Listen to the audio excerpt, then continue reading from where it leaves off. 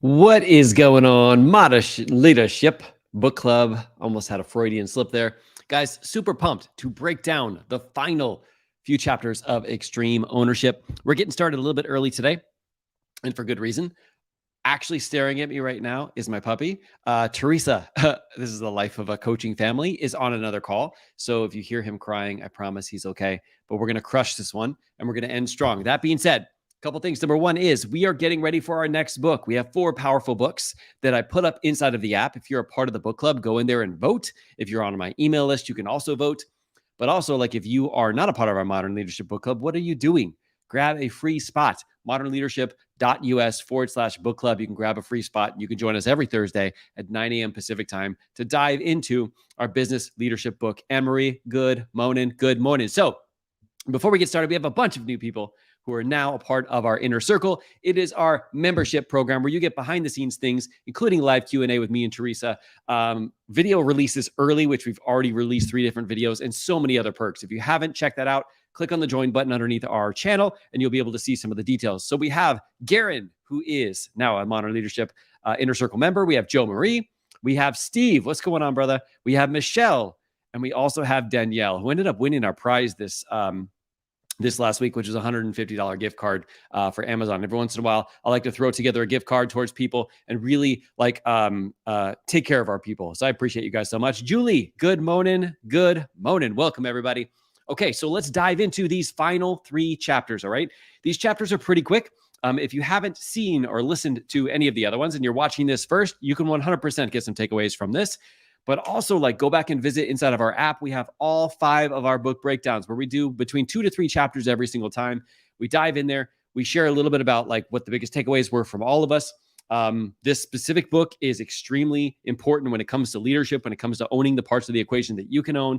And every single chapter is kind of I believe it feels like its own little set of principles and book in and of itself. So we're going to dive in to chapter number 10, which is leading up and down the chain of command. Let me just make sure. Yep, that is what we're doing. So leading up and down the chain of command. Now, of course, all of these things are related to war, Ramadi, Iraq, all that great stuff. But all of these things, as you see in every single chapter, can be related to not only your business, but also your personal health when it comes to connecting better with your family, all the great stuff that we talk here about on Modern Leadership, right? Because we're here to help you make a huge impact in the world without sacrificing family time or burning yourself out. And really taking extreme ownership is one of the best ways to doing that. So when he talks about leading up and down the chain of command, I've had personal experience with this in the police field. And I'm sure Julie has too, because she's in the law enforcement field as well.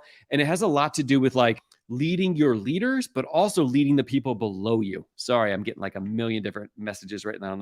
Let me, what I should have done, put on disturb. I'll do that right now. All right. So first off, we're going to talk about leading down the chain of command, because this chapter was written by Leif Babin. And what he was talking about is while they were in Ramadi, they did a lot of operations. They did a lot of missions. They saw a lot of success. They saw some failures. They lost some people while they were over there. And he said that he didn't really see the breadth to what he had done. And he definitely didn't communicate that down his chain of command until he came back. When he came back, he said that him and Jocko were getting together, kind of breaking down some of the accomplishments of the deployment over to Iraq. And he said when he saw everything put together, he said, wow, I've never really put it all together like that before. The one slide made it immediately clear what we had done. It made it immediately clear why we had done what we had done. He said, as a platoon commander, I had detailed insight into the planning and coordination with Army and Marine battalions and companies. It was far beyond most of the SEAL operators in my platoon. Yet, if I didn't fully comprehend or appreciate the strategic impact of what we had done, how could I expect my frontline troops, my junior SEAL operators, not in a leadership role, to get it? So one of the things that he was doing is he was kind of looking back into when he was over there and thinking about, I could have done a much better job of leading down the chain of command. That's not just telling people what to do and setting them up for success, but also giving them the why behind it, sharing what they're doing, what kind of impact they're making. It's something as leaders and as coaches we have to constantly do, is remind people that they're not just checking a box, but they're making an impact. And the total impact of everybody makes a significant impact for the world, right? And so that's what he was realizing, is that, you know what, I should have done a better job to really help them. He says, I realize now that as a leader, I had failed to explain it to them. Clearly, there was some level of strategic perspective and comprehension that would only come with time and reflection, but I could have done a far better job as a leader to understand for myself the strategic impact of our operations and pass the insights to my troops. So really what this hits home for me is like, are you sharing how the people who are taking the direction that you have for them, whether your family, whether your coaches on your team, whether it's like other people who are under your command per se, are you sharing the impact that they're making? Are you reminding them that they're doing some really great things, and without them, none of this would be possible? It's that constant reminder that I have to remind myself of too, is like, not only to acknowledge and appreciate them for that, but pass down information that some leaders would withhold, because when you understand the why, they're going to be able to be more likely to go all in, right? And so what he said is, as a good leader, immersed in the planning and execution of tasks, projects, and operations to move the team forward in a strategic goal, the leaders possess insight into the bigger picture and why specific tasks need to be accomplished. This information does not automatically translate to subordinate leaders and the frontline troops. Junior members of the team, the tactical operators, are rightly focused on their specific jobs, but they must know this information in order to be able to accomplish the tactical mission. So are you communicating those things down the chain of command? If you're asking your kids to do things, are you communicating why that's important and how it's going to impact everybody else? Will that 100% get their buy-in? No, it won't, but they'll be more likely to do that if you're willing to lead down the chain of command. All right. Now, the second piece is leading up the chain of command. This is one of those things where it really connects with me because there's plenty of situations and times when this happens. So what he was talking about leading up the chain of command was he was required to do like a bunch of extra reports and paperwork and things for his command while he was in Ramadi in order to get approved to go on missions. And he said that some of the questions they were asking were like, these are dumb questions. We have and do this every single mission. Why would they keep asking this? And one of the things that Jocko helped him once with is kind of like, number one, framing like, hey, what we're doing here is really important, right? Well, the people who are our COs, the people on the other end, they have to be comfortable with what we're doing right here. And if for some reason we're not doing a good job of communicating that and they feel they need to ask us, we're failing, not them. Fingers at your boss, start pointing fingers at what you can do, because obviously they aren't comfortable. They haven't reached that comfort level to be able to do it without even thinking about it, right? So from then on, what they decided to do was to, number one, answer all their questions. Number two, even ask them to come and visit them so they could see some of the operations, some of the things they do, so they would feel more comfortable about allowing them to go on missions. He said after that point, they never asked questions and they always approved the missions because they had a deeper understanding. So instead of what Leif originally did, which is like getting frustrated by the management, asking them all these questions and filling out all this paperwork, he reframed it to think about like, how can I lead up the chain of command? How can I make it so that they're so comfortable that they do give us more freedom here and we don't have to worry about this anymore? And he was able to do that. But it was that simple reframe of taking ownership of his part of the equation. Now, as you can see, this leading up and leading down is all about that taking ownership, right? It's like taking ownership of the piece that I can control, what I share with the troops who I'm leading, and what I share with the people above me is like this really great synergy of the things that you can control, right? There's another one in here that is related to business. I'm not going to go into that specific story, but it's very much the same thing. It's like leading up and leading down the chain of command. All right.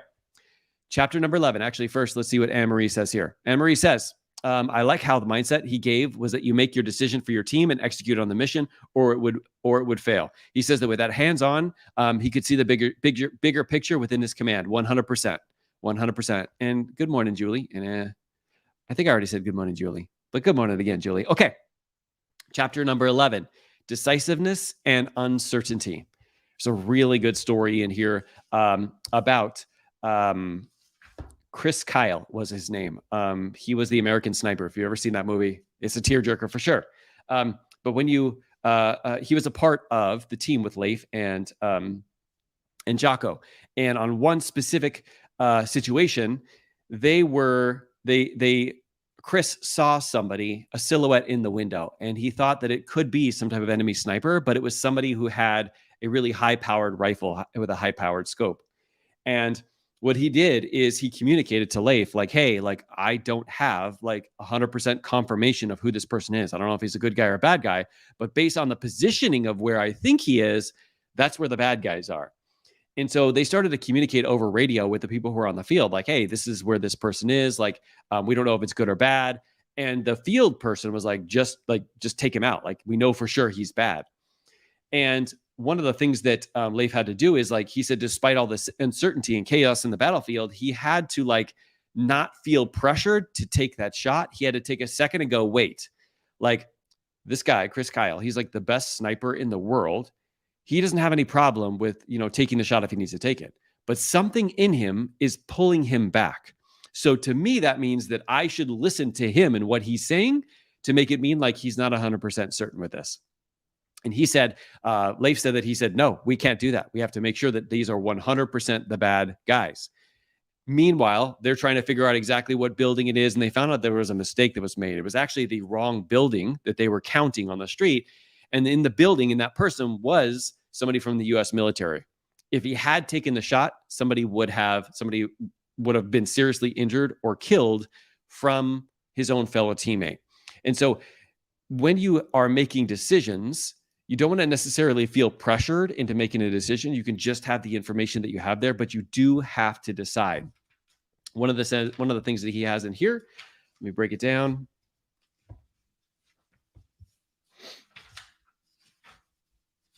Man, this is a really long chapter.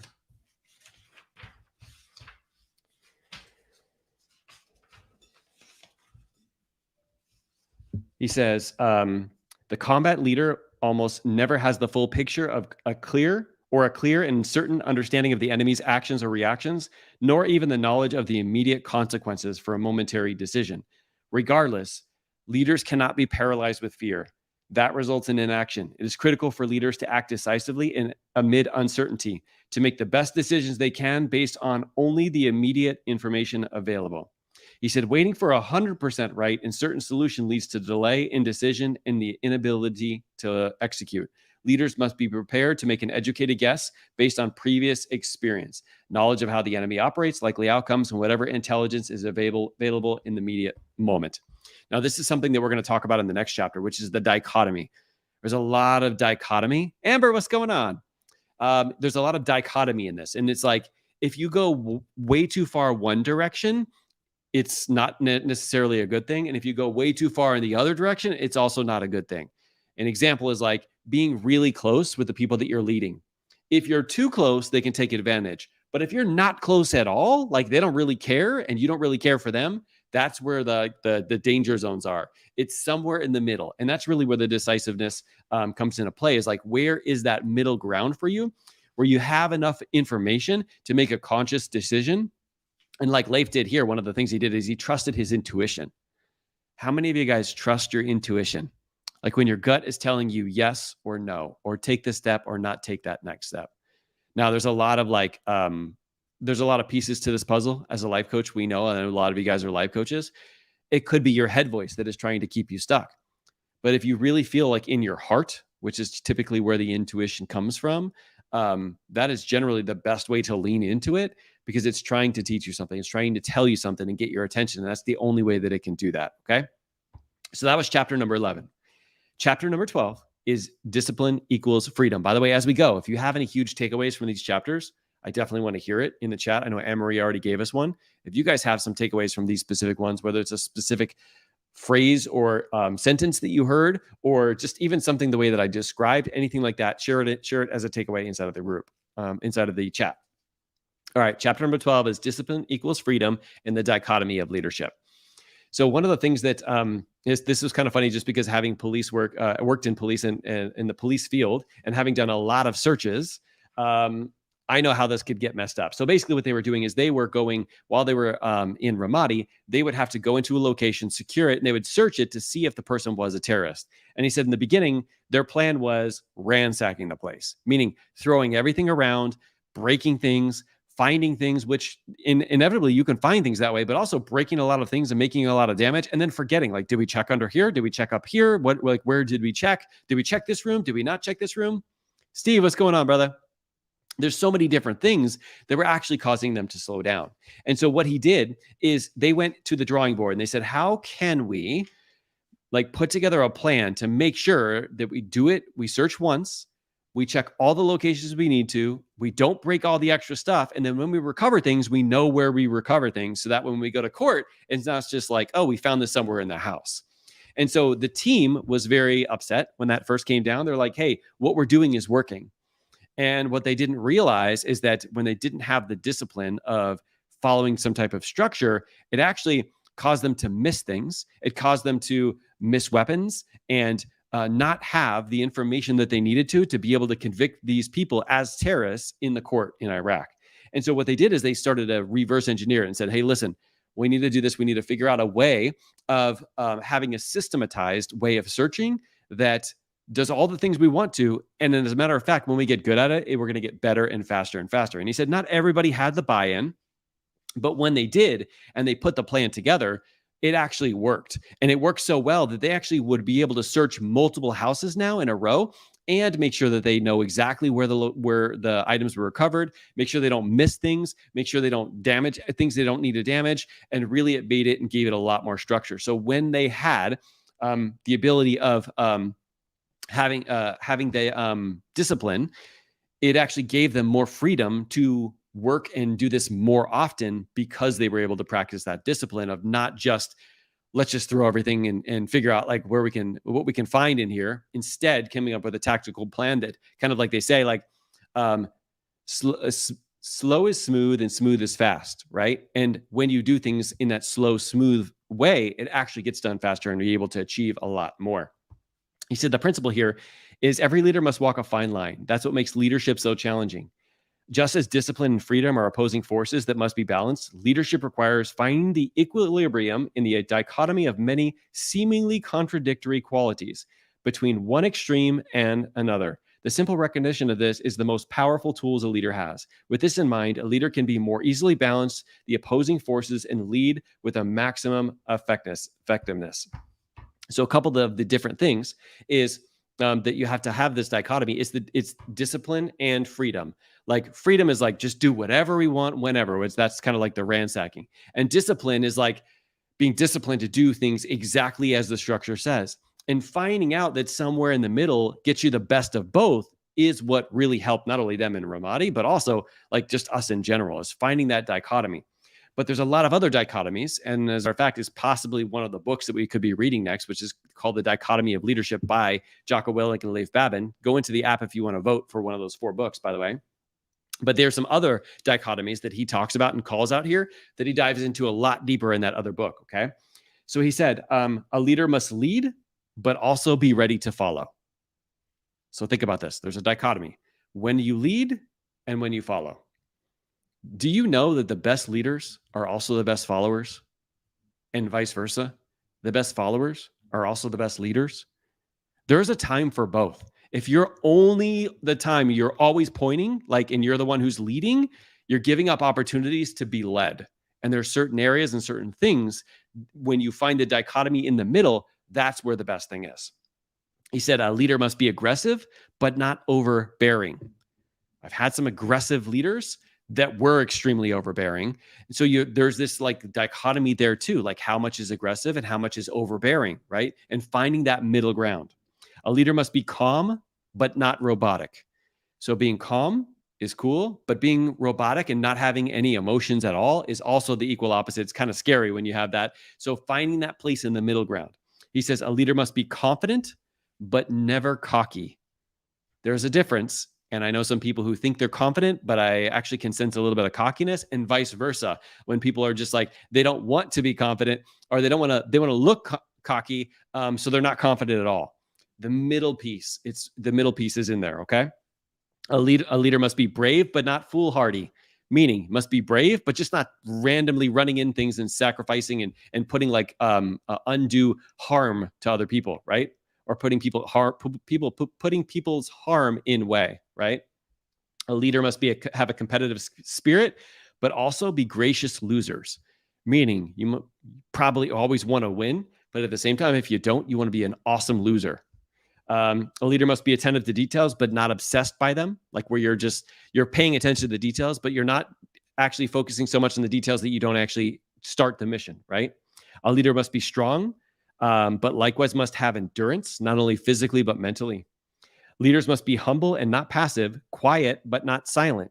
They must possess humility and the ability to control their ego and listen to others. A leader must be close with his subordinates, but not too close. And a leader must exercise extreme ownership. Simultaneously, that leader must employ decentralized command by giving control to subordinate leaders. If you're specifically taking extreme ownership and you have your hand in everything and you're not empowering other leaders, that's the dichotomy. You're on one side and there's a beautiful place in the middle.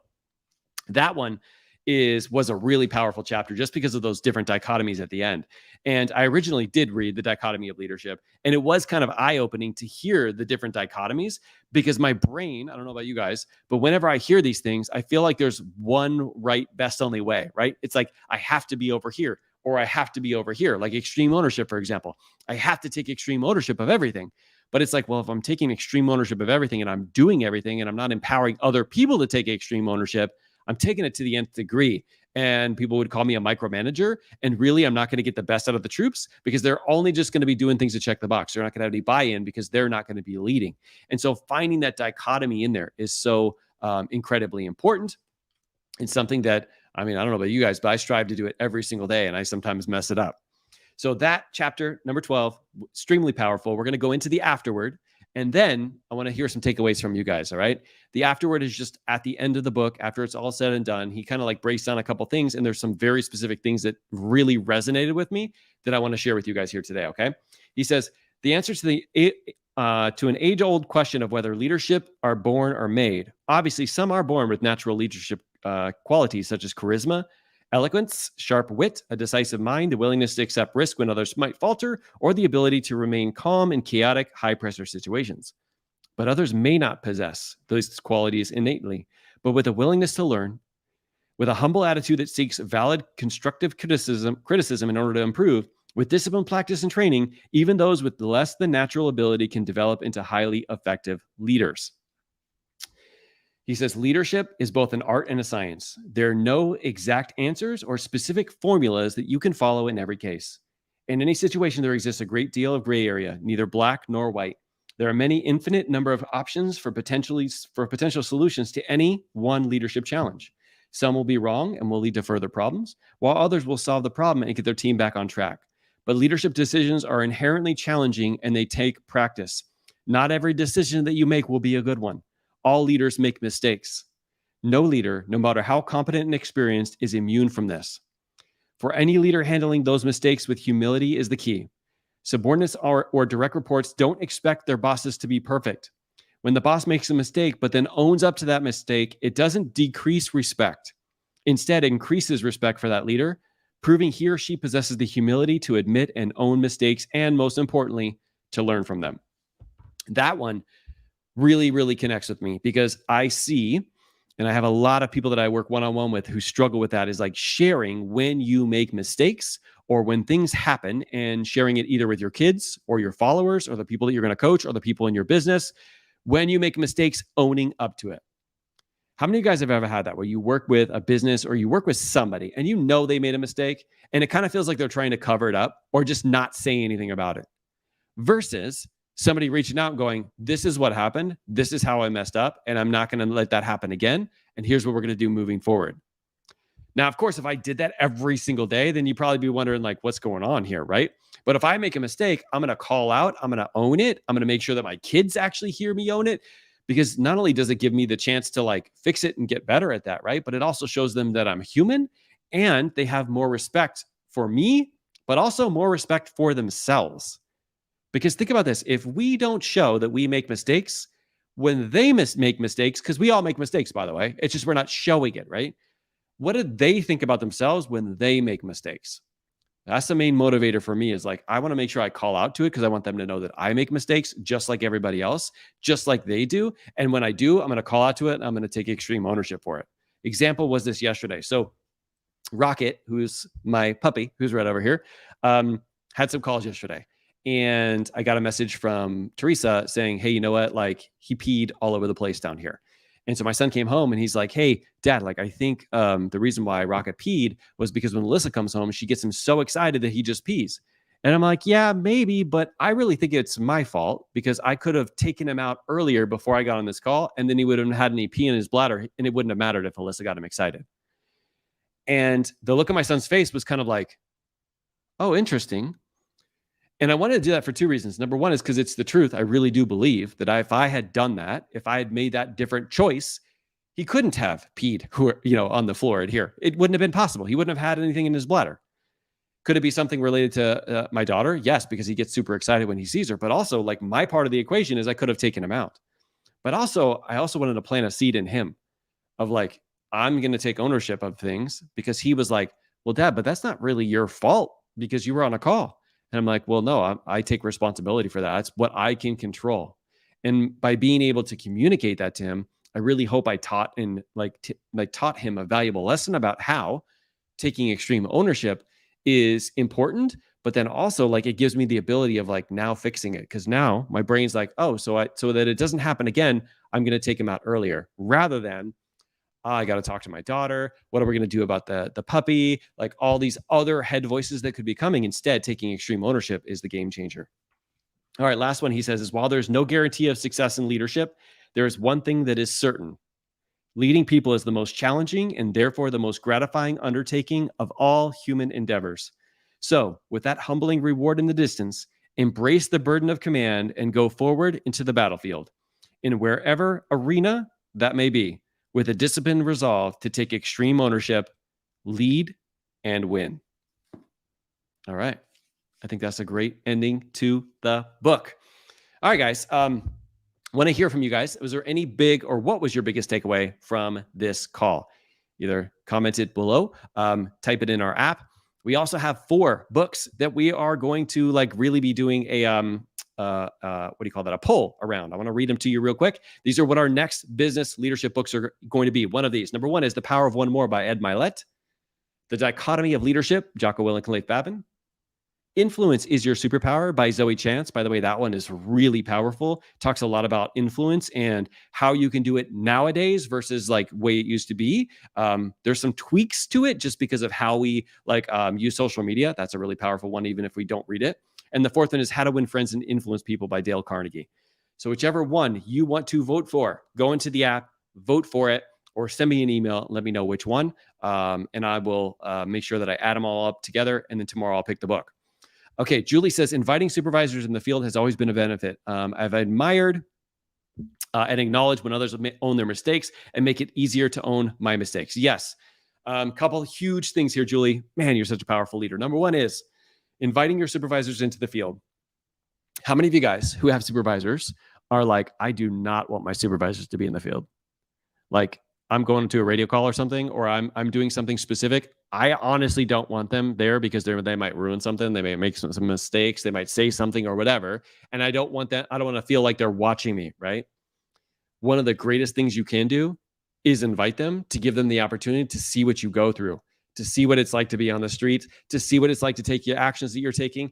It's such a great opportunity for you to do that, because they're going to think about things entirely different when you're willing to let them in. So whether you have a career, whether you have a business or whatever, inviting them to come see what you're doing is a game changer. It will reframe the way that they think about your situation, because to them, they're already coming to the conclusions, but when they actually are there, it's a total night and day transformation. Another thing you said is like acknowledging when others own their mistakes. Such a big key, right? We want to recognize what we want repeated. And so when we hear somebody owning their mistakes, I want to call out to it. We want to call out to it, tell them, hey, that's awesome that you did that. That's like a great leadership move. What are some things you're going to do from here on out? Like really being able to call out to that now, especially in public, like other people will be like, oh, wow, that's how it gets me recognized. So that must be a good thing. It basically allows everybody else to lean in and do the same thing. Emery says, don't create or put yourself in situations that you could have avoided that involve unnecessary casualties, meaning that think things through and possibly outcomes and those involved, just like the sniper. 100%, Emery. Really being able to find out as much information as possible, listening to your gut, right? And then also ultimately making a decision. I love that. I love it. Love it. All right, guys. Powerful, powerful book. Can't wait for our next one, too, by the way. Hit up our app, decide which book that we're going to read next. Tomorrow, I will let everybody know based off of what's in the app, as well as all the emails and stuff that I'm getting back right now. But thank you guys for being a huge part of the book club. I know I talked a little bit about the inner circle. So many of you guys are inner circle members. We'll be doing that live Q&A at the end of this month on Friday, the 25th. If you don't know what that is, definitely hit up, click the join button, learn a little bit more about that. Or you can join our business leadership book club, or do both. Do both. But I appreciate you guys so much for being powerful leaders, for taking extreme ownership and leaning into it, not doing it in a way to beat yourself up, but doing it in a way that's empowering, because when you control the things you can control, you can even control the things you can't. Thank you for doing that for us out there every single day. And I'll see you guys next week. Bye, everybody.